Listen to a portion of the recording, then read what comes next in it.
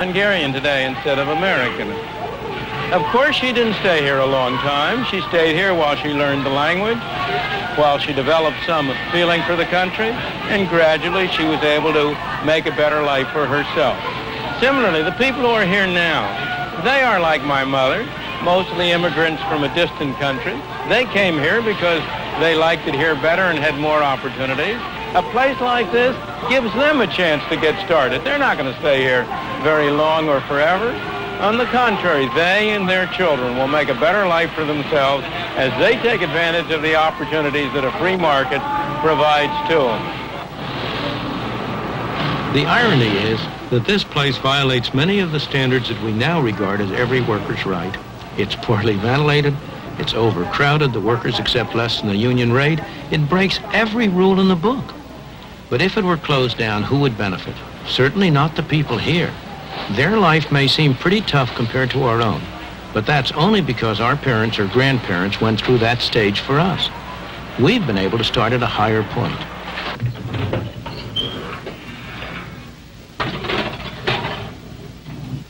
Frank Vizali's father was 12 years old when he arrived all alone in the United States. He'd come from Sicily. That was 53 years ago. Frank is a successful dentist with a wife and family. They live in Lexington, Massachusetts.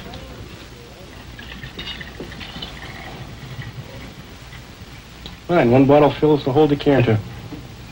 There's no doubt in Frank's mind what freedom combined with opportunity meant to his father, and then to him, or what his Italian grandparents would think if they could see how he lives now. They would not believe what they would see, that a person could immigrate from a small island and make such success out of their life, because to them they were mostly related to the fields, working in the field as a peasant. My father came over, he made something for himself, and then he tried to build a family structure. Whatever he did was for his family. It was for a better life for his family. And I can always remember him telling me that, you know, number one thing in life is you should get an education to become a professional person. Please don't get that.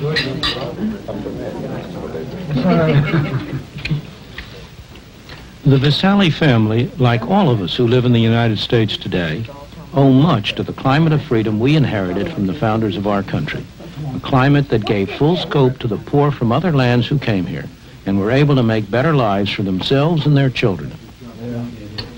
You girls gonna have this?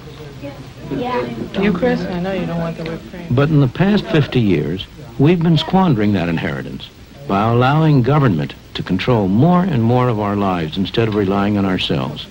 We need to rediscover the old truths that the immigrants knew in their bones, what economic freedom is and the role it plays in preserving personal freedom.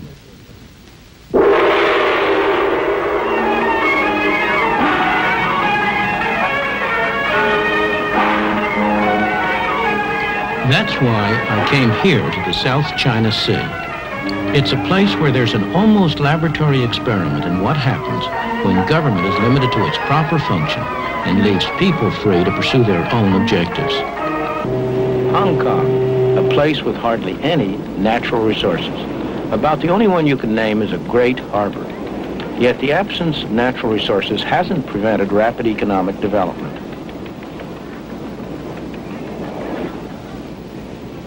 Ships from all nations come here to trade because there are no duties, no tariffs on imports or exports.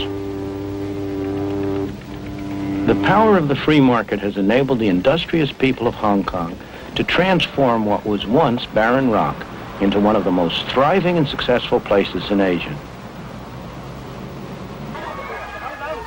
Like America a century ago, Hong Kong in the past few decades has been a haven for people who sought the freedom to make the most of their own abilities.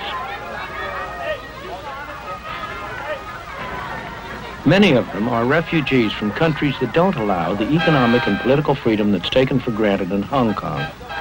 Despite rapid population growth, despite the lack of natural resources, the standard of living is one of the highest in all of Asia.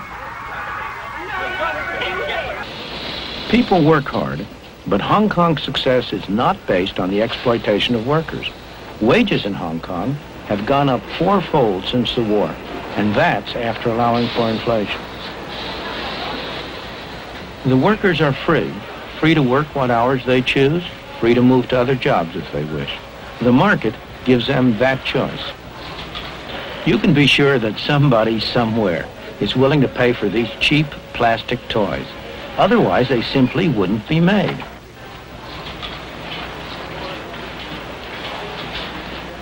Competition from places like South Korea and Taiwan has made cheap products less profitable. So Hong Kong businessmen have been adapting.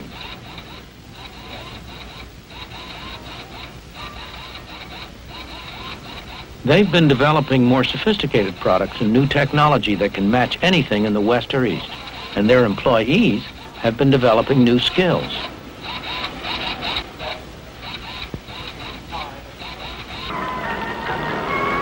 It's the ordinary people of Hong Kong who benefit from all this effort and enterprise.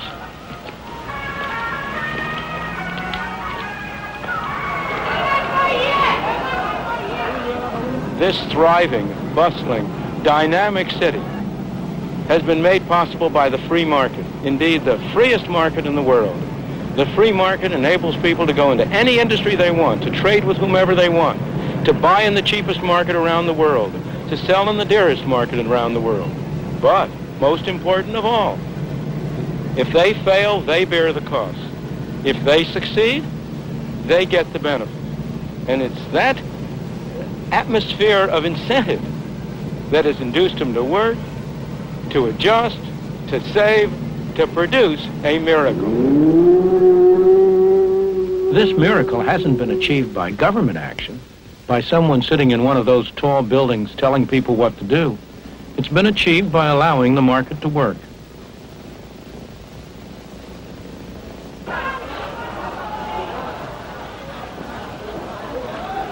Walk down any street in Hong Kong and you'll see the impersonal forces of the market in operation. Mr. Chung makes metal containers. Nobody's ordered him to. He does it because he's found that he can do better for himself that way than by making anything else.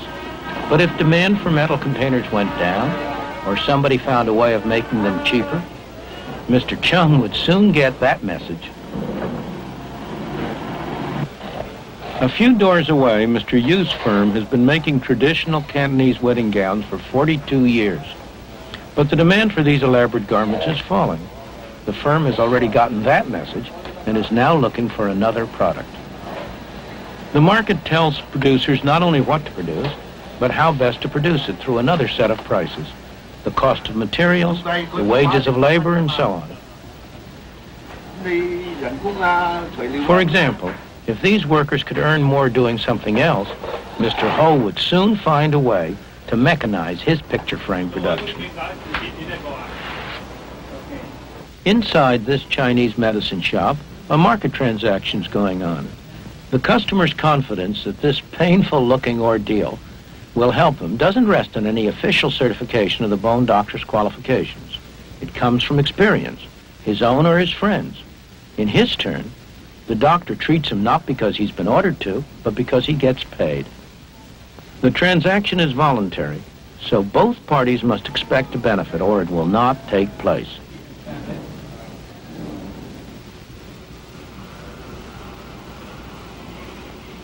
Believe it or not, this backyard is the entrance to a factory.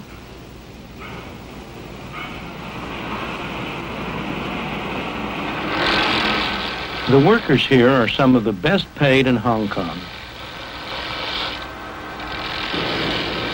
It's hot, sticky, and extremely noisy.